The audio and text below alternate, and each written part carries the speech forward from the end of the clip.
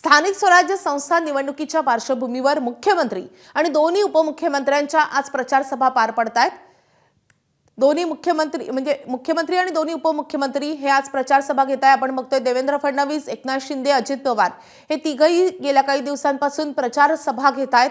महाराष्ट्र पिंचून काढतात। अक्षरशः महायुतीचे तीनही नेते महाराष्ट्राच्या कानाकोपऱ्यात जाऊन सभा घेत आहेत आणि आजही या तिन्ही नेत्यांच्या महत्त्वाच्या सभा पार पडणार आहेत। 2 तारखेला निवडणूक होतीये आणि 3 तारखेला निवडणुकीचा निकाल लागणार आहेत। त्यामुळे आता प्रचाराला खूपच वेग आलेला आहे। शेवटचे काही दिवस प्रचारासाठी उरलेले असताना तिन्ही नेते आता प्रचाराच्या रणधुमाळीमध्ये व्यस्त आहेत।